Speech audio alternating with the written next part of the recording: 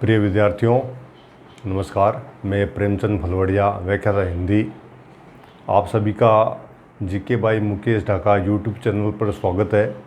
कई दिनों से मांग चल रही थी विद्यार्थियों की हिंदी की क्लासें भी स्टार्ट की जाए, तो आज हम हिंदी की क्लासें चालू करेंगे जिसमें संपूर्ण व्याकरण का अध्ययन करवाया जाएगा। आप चाहे किसी भी प्रकार की परीक्षाओं को दे रहे हो, चाहे रीट हो, चाहे सीटेट हो, चाहे एसआई हो, चाहे आरएस की तैयारी करें और मेंस में जो हिंदी आती है, तो सभी प्रकार की प्रतियोगी परीक्षाओं के अंतर्गत जो हिंदी के जो प्रश्न पूछे जाते हैं और जो सिलेबस में शामिल किया, जिन बिंदुओं को शामिल किया गया है, उनके बारे में हम पूरा अध्ययन करेंगे। तो हमारा पूरा प्रयास है कि हिंदी को, संपूर्ण व्याकरण को बिल्कुल बिंदुवार पढ़ाया जाए और ताकि समस्त विद्यार्थियों को इसका फ़ायदा मिले, लाभ मिले। तो आज हम हिंदी के व्याकरण से के बिंदुओं की शुरुआत करते हैं। तो हिंदी की समस्त व्याकरण को 3 भागों में बांटा गया है: वर्ण विभाग, शब्द विभाग और वाक्य विभाग।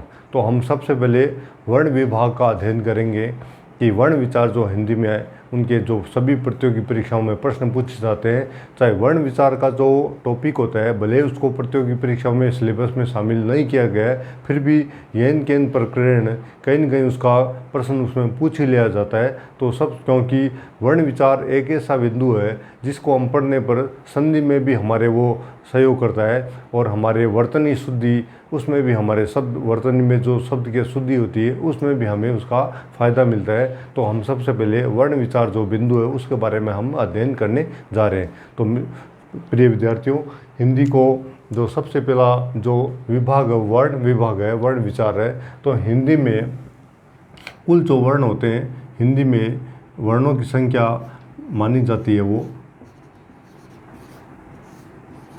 हिंदी में 44 वर्ण होते हैं। 44 वर्ण होते हैं। तो देखिए प्रिय विद्यार्थियों, हिंदी में कुल वर्ण का प्रश्न बहुत नहीं के बराबर पूछा जाता है। कभी नहीं पूछा गया कि हिंदी में कुल वर्ण कितने होते हैं, क्योंकि कुल वर्णों की बात आते ही अलग अलग विद्वानों में मतभेद है। तो ये प्रश्न, ऐसा प्रश्न बहुत कम पूछा जाता है कि हिंदी में कुल वर्ण कितने होते हैं। इसलिए कुल वर्णों में अलग अलग विद्वानों में अलग अलग विद्वान अलग मानते। कुछ कई विद्वानों ने संयुक्त अक्षर को भी इसमें शामिल कर दिया। अलग अलग संख्या जो हम आगे जिनके बारे में पढ़ेंगे। तो हिंदी में जो वर्ण होते हैं वो 44 वर्ण हैं। इन 44 वर्णों को 2 भागों में विभाजित किया गया है। 44 वर्णों को नंबर 1 स्वर वर्ण और नंबर 2 व्यंजन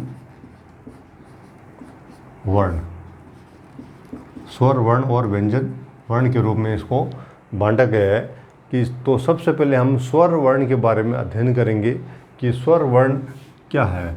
तो देखो, बात आती है एक बार वर्ण की, कि वर्ण हिंदी में वर्ण क्या है। जैसे हमारे हिंदी में 44 वर्ण है, इन 44 वर्णों को 2 भागों में बांटा गया है, एक तो स्वर और दूसरा व्यंजन। तो सबसे पहली बात आती है कि वर्ण क्या है। तो वर्ण, जैसे आप सब ने पढ़ भी रखा है पहले, कि भाषा की सबसे छोटी इकाई को हिंदी में क्या कहते हैं। भाषा की सबसे छोटी इकाई को हम कहते हैं वर्ण। लेकिन प्रश्न ऐसा पूछ लिया जाए कि हिंदी में भाषा की सबसे छोटी इकाई वर्ण कहलाती है, लेकिन ध्वनि के आधार पर, मतलब मौखिक रूप से हिंदी में सबसे छोटी इकाई क्या होती है। मौखिक रूप से भाषा की सबसे छोटी इकाई क्या है। तो मौखिक रूप से भाषा की सबसे छोटी इकाई होती है, वो होती है ध्वनि। मौखिक रूप से भाषा की सबसे छोटी इकाई होती है, वो ध्वनि होती है। और वर्ण क्या है कि वर्ण लिखित रूप में भाषा की सबसे छोटी इकाई है।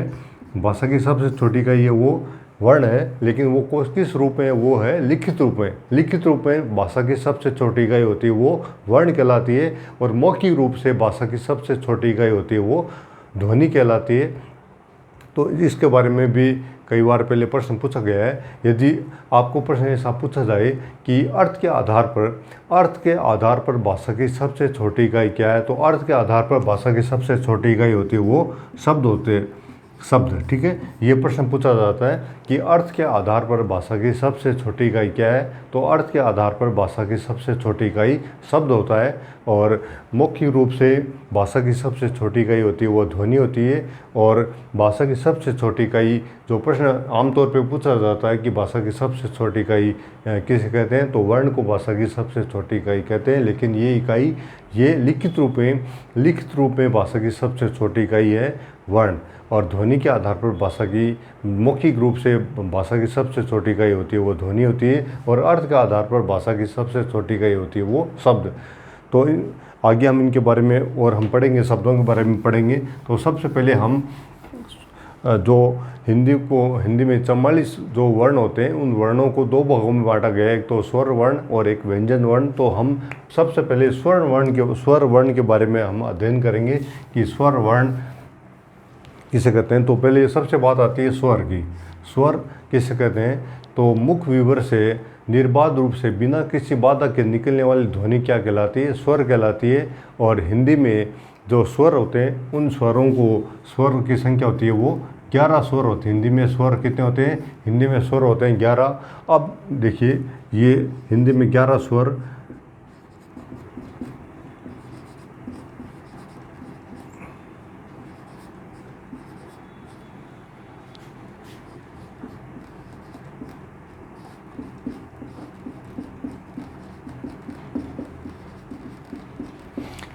हिंदी में 11 स्वर होते हैं। अब देखिए कि बात इसकी आती है कि री को हिंदी के अंदर, स्वर के अंदर शामिल नहीं किया गया है। बहुत सारे विद्वान मानते हैं कि री हिंदी में स्वर नहीं है, और जबकि आप बहुत सारी व्याकरण में और सारी जो आपके पास गाइड है उन सब में री को माना गया है। तो आप दोनों प्रकार से इस बात को मान लो, क्योंकि री इसमें जो लिया गया है संस्कृत की जो व्याकरण है, लघु सिद्धांत कौमुदी जो इसके अंदर, उसमें से ये, क्योंकि हिंदी की जो व्याकरण वो संस्कृत की व्याकरण से ली गई है, तो संस्कृत में री को स्वर माना गया है।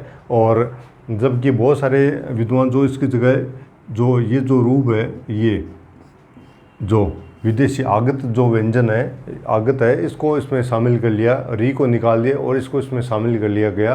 तो ये, चलो ये भी आप ध्यान में रखना, और इसको भी आप ध्यान में रखना कि री यदि ऐसे आता है तो हिंदी में स्वर 11 होते हैं, और यदि री को हटाए तो इसको शामिल कर लिया गया तो फिर भी संख्या 11 रख दी। तो अलग अलग विद्वानों का अलग अलग विचार है। तो कईयों ने इसको शामिल कर लिया और कईयों ने अभी इसको रखा है।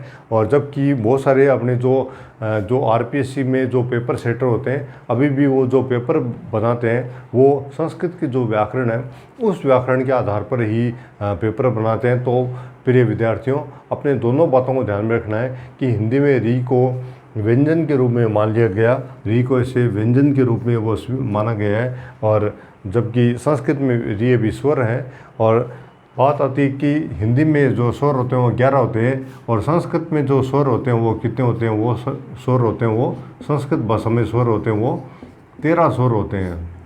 संस्कृत में स्वरों की संख्या कितनी होती है, 13 मानी गई है, और हिंदी में स्वरों की संख्या मानी गई है वो 11 मानी गई है। 11 तो स्वर, ये संस्कृत में ये स्वर तो 11 तो है ही है। इसके साथ में एक तो लृ और एक दीर्घ स्वर री, तो ये 12 और ये 13, 11 तो ये हो गए, और 12 और 13 इनकी जो संख्या है, तो संस्कृत में स्वरों की संख्या कितनी मानी गई है, 13 मानी गई है, और हिंदी में स्वरों की संख्या 11 मानी गई है। तो अब हम स्वर के बारे में अध्ययन करते हैं। स्वरों को 5 भागों में बांटा गया है। प्रतियोगी परीक्षा में बहुत सारे प्रश्न हैं इन 5 भागों में। जो स्वर तो 11 है, लेकिन 11 स्वरों को 5 प्रकार से बांट करके, 5 भागों में इसको अलग अलग प्रकार से इसको बांट करके, विभाजित करके इसका अध्ययन करके और हम पढ़ेंगे। क्योंकि आरपीएससी या अन्य एग्जामों में इनसे संबंधित प्रश्न पहले भी पूछे गए हैं, तो इनके बारे में हम पूरा वापस अध्ययन कर दें। तो हिंदी में जो स्वर हैं वो 11 स्वर, इनके बारे में हम पढ़ते हैं। तो स्वरों को 5 भागों में बांटा गया है। तो सबसे पहला है कि उच्चारण में लगने वाले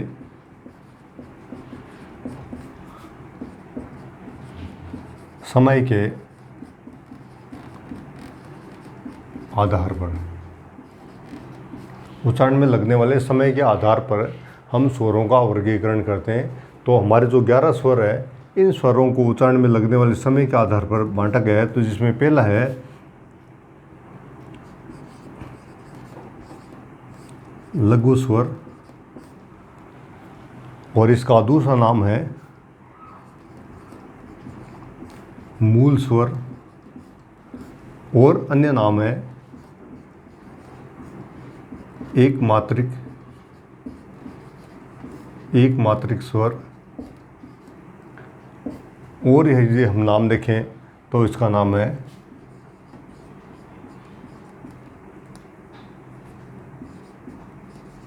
ह्रस्व स्वर, और यदि हम देखें तो इसका नाम है जड़ स्वर, और यदि हम इसका और नाम देखें तो इसका नाम है प्राकृतिक स्वर। तो हिंदी में इतने नामों से मुख्य रूप से, तो जैसे आपने इसको पढ़ रखा है कि हिंदी में स्वर होते हैं ह्रस्व और दीर्घ, ये दो नाम आपने पहले से पढ़े हैं छोटी क्लासों में, तो तभी आपने पढ़ा है। और भी आप प्रतियोगी परीक्षाओं की तैयारी कर रहे हो तो हो सकता है इनमें से बहुत सारे नाम आपने पढ़े भी होंगे। तो ये लघु स्वर, इन्हीं को मूल स्वर नाम देते हैं, इन्हीं को एक मात्रिक स्वर नाम देते हैं, इन्हीं को ह्रस्व स्वर नाम से भी जानते हैं, इनको जड़ स्वर के नाम से भी जानते हैं, इनको प्राकृतिक स्वर के नाम से भी जानते हैं। और इनकी संख्या होती है 4 हिंदी में। तो ये ए, ई, उ और री, ये 4 जो है इनकी संख्या है 4।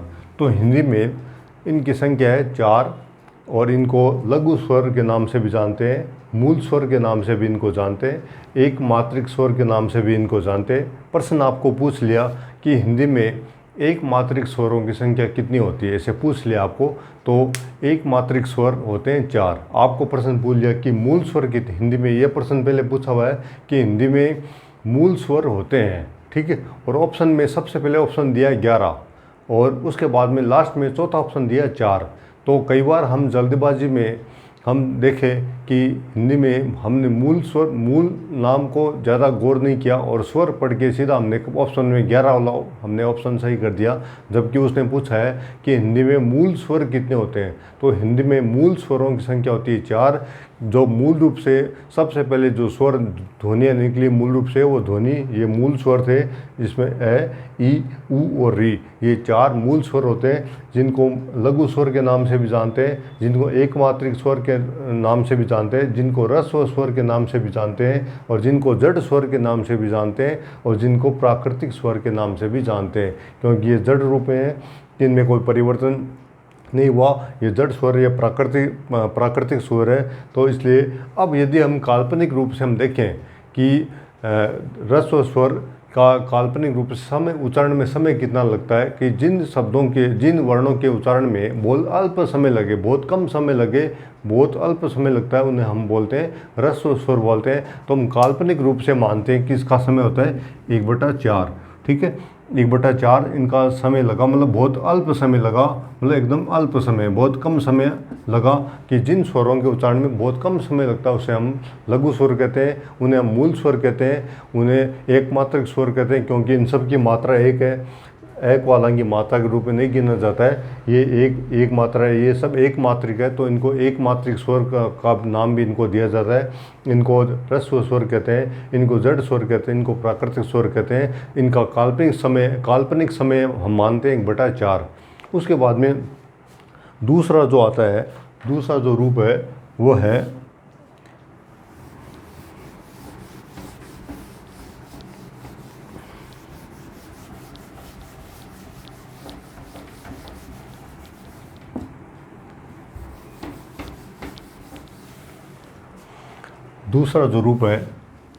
वो है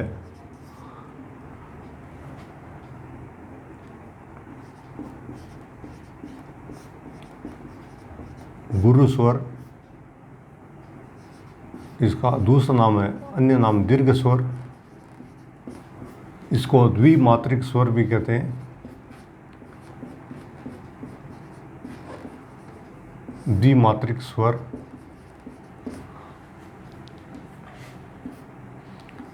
को संयुक्त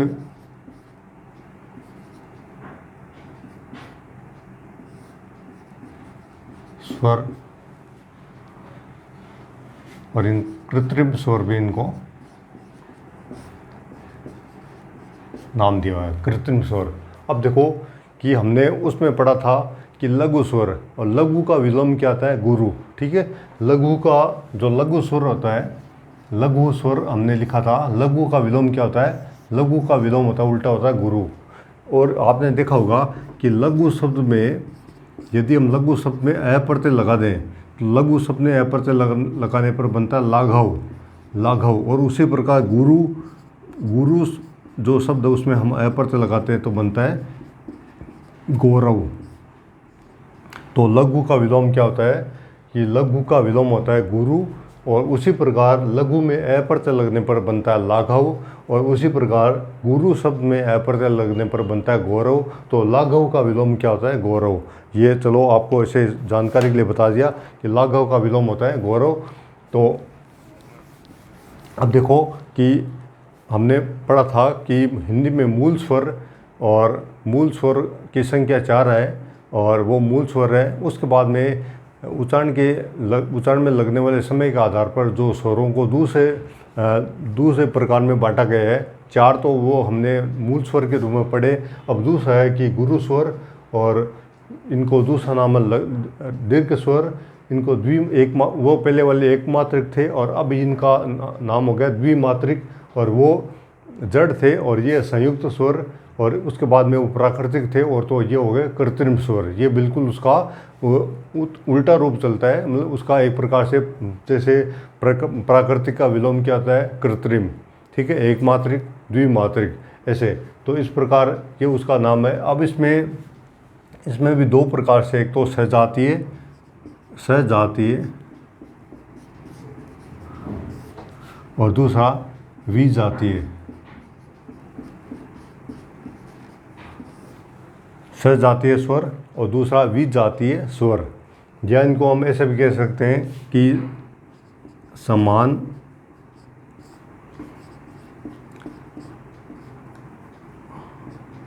वर्णों से निर्मित, समान वर्णों से निर्मित, और ये है असमान वर्णों से निर्मित। समान वर्णों से निर्मित और दूसरा असमान वर्णों से निर्मित। इसे सजातीय स्वर भी कहते हैं, और दूसरे विजातीय स्वर। मतलब ये जो गुरु स्वर है, या दीर्घ स्वर है, द्विमात्रिक स्वर है, संयुक्त स्वर है, कृत्रिम स्वर है, इनको हम अलग अलग हमने नाम दे रखे हैं। और इसमें भी 2 पार्ट कर रखे हैं, एक तो समान स्वर से निर्मित और दूसरा असमान स्वरों से निर्मित। अब समान स्वर से निर्मित का मतलब है कि आ, और आ किससे बनता है, ये समान स्वर से बनता है। आपको पता है कि अ धन अ बराबर ये आ, और उसी ई धन ई बराबर दीर्घ स्वर ई, और ऊ धन ऊ बराबर दीर्घ स्वर ऊ। उसी प्रकार री धन री बराबर दीर्घ स्वर री। ये जो है चौथा, ये तो हिंदी में 3 ये काम में आते हैं, और ये संस्कृत में काम में आता है। हिंदी में इसका प्रयोग नहीं किया जाता है। संस्कृत में आपने देखा होगा कि जैसे शब्द आया पितृण, पितृण शब्द आया। अब इसका विच्छेद हम करते हैं तो पितृधन ऋण, ये तो इसका री और री मिलकर के दीर्घ स्वर री में परिवर्तित हो गया। तो ये हो गया दीर्घ स्वर री, जो अभी हमने पढ़ा था कि संस्कृत में स्वरों की संख्या होती है 13 होती है, और हिंदी में स्वरों की संख्या 11 मानी गई है। तो ये संस्कृत में एक प्रकार से दीर्घ स्वर री, जैसे ये समान है और ये भी समान है, समान स्वरों से निर्मित होता है। समान जो स्वरों से, स्वर के 2 चाहे यहाँ पे वर्ण भी आप कह सकते हो, स्वरों से या वर्णों से निर्मित है। अब बात आती है असमान वर्णों से। असमान वर्णों या स्वरों से निर्मित होता है, तो जिसमें अ धन ई, और ये हो गया ए, और अ धन उ, और ये हो गया ओ। उसके बाद में इनसे भी और इनको मिलाकर के और बनते हैं ए धन ए, ये हो गया आई, और ए धन ओ, तो ये हो गया औ।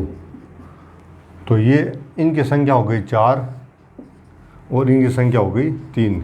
और ये जो ये स्वर है री, जो स्वर दीर्घ स्वर ये होता है, ये संस्कृत में काम आता है। तो 4 और ये 3 और 4 ये हो गए 7। तो और जबकि 4 हमने पढ़े थे मूल स्वर हमने पढ़े थे हिंदी में, मूल स्वर हमने पढ़े थे 4, और ये हो गए, और ये 3 और 4 ये हो गए 3 + 4 ये हो गए वापस 11। तो हिंदी में जो स्वर होते हैं, हिंदी में जो स्वर है 11 स्वर है, जिनको 2 भागों में बांटा गया है। एक तो मूल स्वर के रूप में, और मूल स्वर या उन्हें हम लघु स्वर कहते हैं, उन्हें हम जड़ स्वर भी कहते हैं, प्राकृतिक स्वर कहते हैं, एकमात्रिक स्वर कहते हैं, और जिसका काल्पनिक समय था 1/4।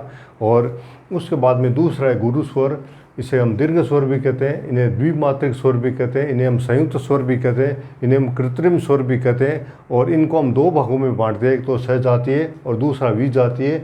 समान वर्णों से निर्मित या समान स्वरों से निर्मित, और असमान वर्णों से निर्मित या असमान स्वरों से निर्मित।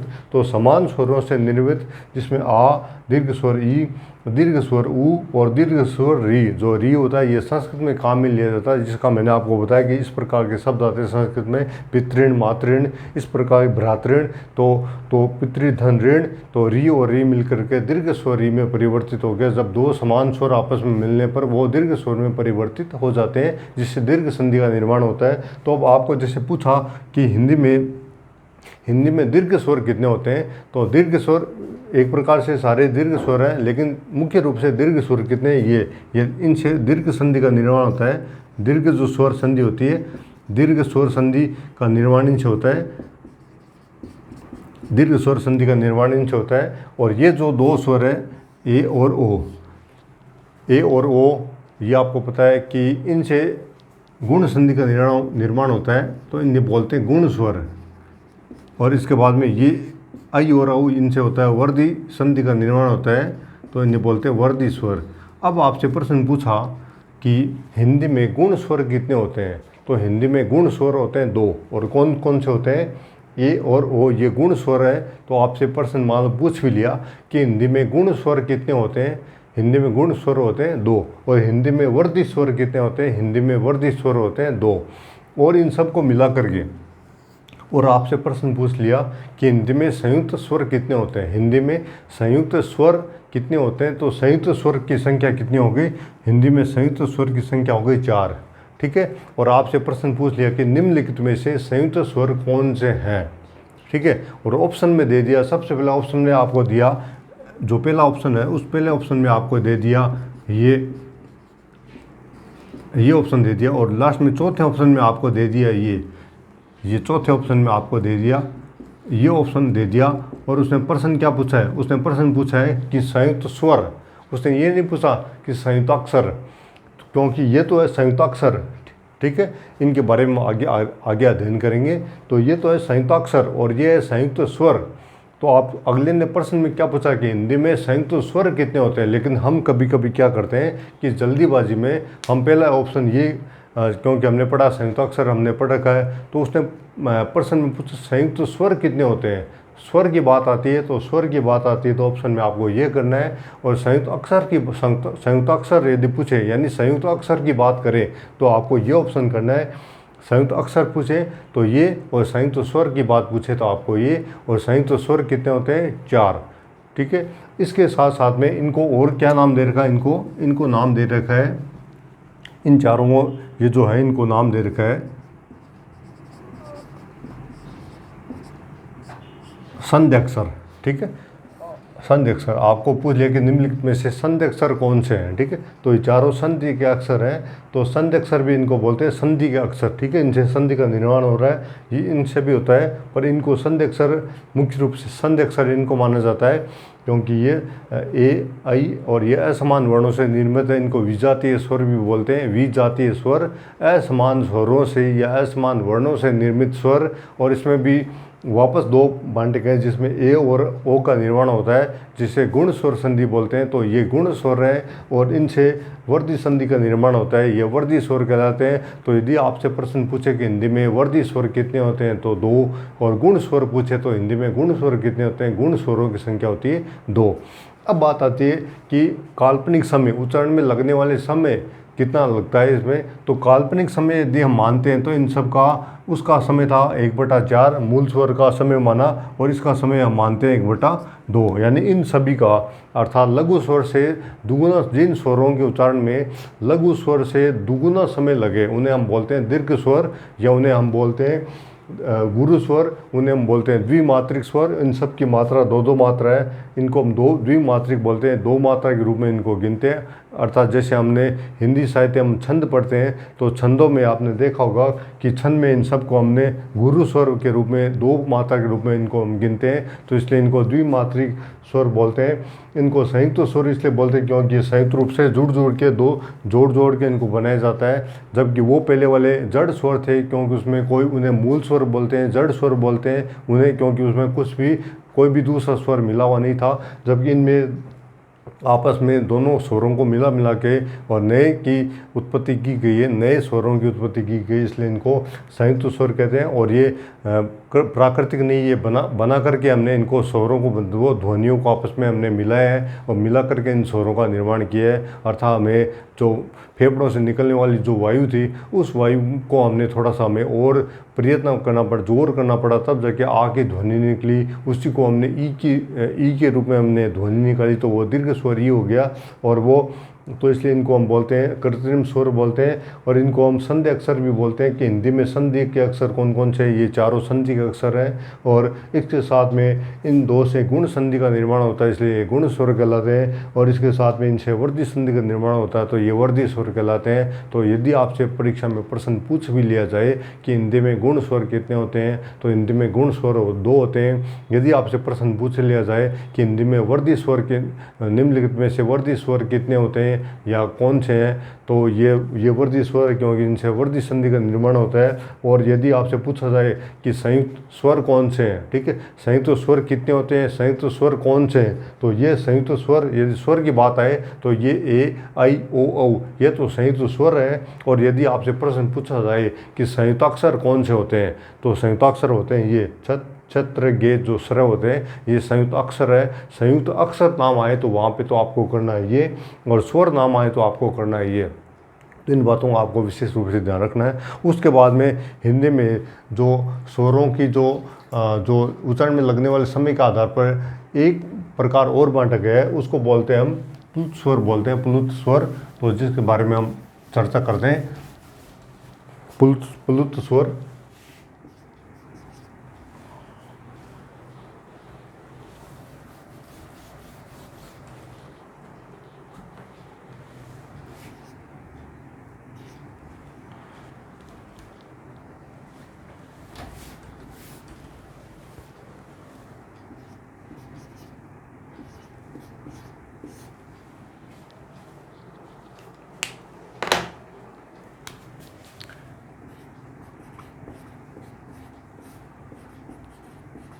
प्लुत स्वर। अब देखो, प्लुत स्वर की बात होती है कि इसका प्रयोग हिंदी में बहुत कम प्रयोग किया जाता है, इसका प्रयोग संस्कृत में प्रयोग किया जाता है। संस्कृत में तीसरा जो स्वर है वो प्लुत स्वर के रूप में जाना जाता है। हिंदी में केवल जो चाहे नाटक हो या चाहे ध्वनि को लंबी ध्वनि को हमें लंबा खींचना हो, तब जाके हम प्लुत स्वर का प्रयोग करते हैं। अर्थात जिन स्वरों के उच्चारण में लघु स्वर और दीर्घ स्वर को मिलाने पर जितना समय लगता है उतना समय इसमें लगता है। अर्थात ध्वनि 3/4 हम कह सकते हैं कि अर्थात लघु स्वर और दीर्घ स्वर दोनों को मिलाने पर, जैसे उसका समय था 1/4 और दीर्घ स्वर का समय था 1/2, तो इन दोनों को मिलाने पर 3/4 हो गया। अर्थात जिस ध्वनि को लंबा खींचा जाए उसे हम प्लुत स्वर बोलते हैं। और ये रीट में पहले प्रश्न 2011 में पूछा भी गया है कि प्लुत स्वर अर्थात ध्वनि जिस उच्चारण में 3/4 समय लगता है उसे हम प्लुत स्वर बोलते हैं। और हिंदी में इसका प्रयोग संधि के रूप में ये संस्कृत में संधि के रूप में प्रयोग होता है, हिंदी में इसका प्रयोग संधि संधि के रूप में नहीं होता है। हिंदी में इसका प्रयोग केवल नाटक आदि एकांकी जो रंगमंच के ऊपर जो नाटक आदि करते हैं उनको जब अपना संवाद करना होता है या जिस नायक को या जो अभिनय करने वाला होता है उसको उस समय कैसा ध्वनि की चित्कार करनी है या चिल्लाना है, तो उसका प्रयोग वो उस रूप में वो उसको कहते नहीं बल्कि संकेत करते हैं, आगे चिन्ह लगा देते हैं। उसके हिसाब से उसे जो अभिनय करते समय उसको लंबी चित्कार करनी पड़ती है, चिल्लाना पड़ता है, तो आगे उससे संकेत होता है। तो ये जो प्लुत स्वर होता है इसमें ये एस के आकार का चिन्ह होता है। अंग्रेजी के अक्षर एस के आकार का चिन्ह कह सकते हैं, अंग्रेजी के अक्षर एस के आकार का चिन्ह होता है, और जिसे संस्कृत में अवग्रह चिन्ह बोलते हैं। इसका चिन्ह होता है अवग्रह, अवग्रह चिन्ह के रूप में इसको हम जानते हैं, अवग्रह चिन्ह इसको हम बोलते हैं संस्कृत में। और जैसे आपने संस्कृत में पढ़ा होगा मन है धन अभिलाषा, मन है धन अभिलाषा, ये आपने पढ़ा है। तो विसर्ग के बाद में संधि में नियम है कि यदि विसर्ग के पहले ए हो और विसर्ग के बाद में भी ए हो तो विसर्ग का तो ओ हो जाता है, और लेकिन विसर्ग के बाद वाला जो ए है वो अवग्रह चिन्ह में परिवर्तित हो जाता है। तो विसर्ग का तो ओ हो गया तो मनो, और फिर ये जो है ये अवग्रह चिन्ह में बदल गया तो ये हो गया। इसका जब हम उच्चारण करेंगे तो लंबा इसकी ध्वनि को हम 3/4 खींच के मनोभिलाषा, मनोभिलाषा। आपने देखा होगा कि हमारी जो पुरानी जो किताबें होती थी उसमें ओम जो होता था, ओम लिखा हुआ, वो ऐसा लिखा होता था। इसका और आजकल तो चलो रूप परिवर्तित कर दिया गया है, आजकल तो ऐसे चिन्ह आने लगे हैं ओम का, जबकि इसका ये जो लिखा होता है इसको हम कहते हैं ओम। तो ध्वनि को हम 3/4 खींचते हैं, अर्थात लघु स्वर और दीर्घ स्वर को मिलाकर के जितना समय लगता है उसे हम प्लुत स्वर कहते हैं। और प्लुत स्वर में ध्वनि को 3/4 अर्थात ध्वनि को लघु स्वर और दीर्घ स्वर से भी अधिक लंबा, यानी दोनों को मिलाने पर जितना समय लगता है उतना समय से ध्वनि को हम यदि उच्चारण करें तो उसे हम प्लुत स्वर कहते हैं। तो ये प्लुत स्वर है और एस के आकार का चिन्ह होता है, और संस्कृत में इसे अवग्रह चिन्ह कहते हैं। अब देखिए कि हमने पढ़ा था कि यहाँ पे जो विसर्ग के स्थान पे ओ बना, विसर्ग के स्थान पे क्या बना ओ, तो ओ का समय कितना था 1/2, और विसर्ग के बाद में ए, तो ए का समय हमने पढ़ा था 1/4। तो ये हो गया। इन जब दोनों को मिलाएं तो 3/4 हम 4 कहते हैं, अर्थात 1/2 और 1/4 मिला के 3 मतलब तिहाई भाग हो गया, चौथाई भाग और 2/3 भाग, इन दोनों को मिला करके 3/4 भाग हो गया, अर्थात 3/4 समय लगता है। अर्थात जिस ध्वनि का उच्चारण करते समय हमें बहुत लंबा खींचना पड़े। जैसे कि आपने देखा होगा कि जब नाटक आदि हमारे जो नाटक आदि आते हैं उनमें आपने देखा हो, जैसे जो भी हमने पढ़ा था कि जैसे मान लो कि नाटक है जो ध्रुवश्री नाम का जो पात्र है, इस पात्र, अब इसको मंच में रंगमंच पर नाटक मान लो ये मंच के ऊपर नाटक कर रहे हैं, तो इसको उस समय अब मान लो कि इसकी बारी ये, अब इसने ऐसा की है और आगे ऐसे चिन्ह आ गया, तो इसका मतलब इसकी जब बारी आएगी, इसको जब रंगमंच के ऊपर मंच के ऊपर अपना अभिनय करना होगा, उस समय मान लो कि उसको ये कहा नहीं जाएगा कि तुम्हें चिल्लाना है, तो जबकि उसमें यहाँ पे सिर्फ संकेत क्या हुआ मिलेगा।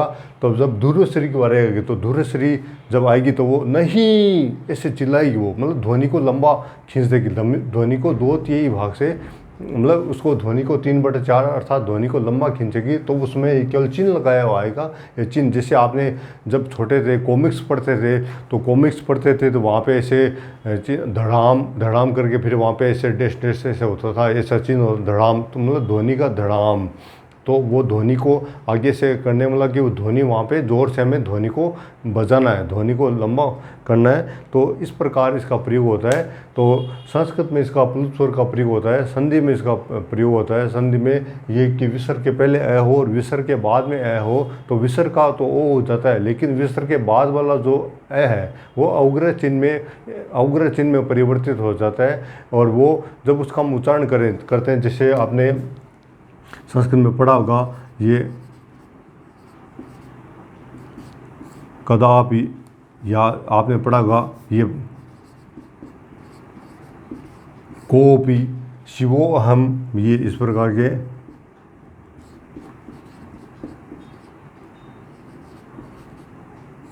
शिवोहम, शिवोहम, तो शिवोहम इस प्रकार के वो शब्द उच्चारण करते हैं।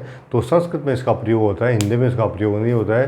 तो हिंदी में जो उच्चारण में लगने वाले समय के आधार पर स्वरों को, जो हमारे जो 11 स्वर, इनको दो भागों में बांटा गया है। एक तो लघु स्वर, और उसका लघु स्वर को मूल स्वर, जड़ स्वर, प्राकृतिक स्वर, एक मात्रिक स्वर इसको नाम देते हैं। और दूसरा दीर्घ स्वर, और जिसको कृत्रिम स्वर, जिसको कृत्रिम स्वर भी कहते हैं, जिसको द्विमात्रिक स्वर भी कहते हैं, जिसको दीर्घ स्वर भी कहते हैं, और जिसको हम संयुक्त स्वर भी कहते हैं। और ये दो रूप इनको बांटा गया, एक तो सजातीय और विजातीय। सजातीय यानी समान स्वरों से निर्मित, और दूसरा विजातीय यानी असमान स्वरों से निर्मित। समान स्वर से निर्मित होता है और असमान स्वर से निर्मित होता है। असमान स्वरों में 2 गुण स्वर हैं और 2 वर्धी स्वर हैं, तो इन सब को मिलाकर के संध्या अक्षर भी कहते हैं। और इस प्रकार इनको 11 स्वरों को बांटा गया है। उसके बाद में अगला जो भाग आता है, यानी कि जो 11 स्वर उनको अगले प्रकार से बांटा गया है, उसमें आता है कि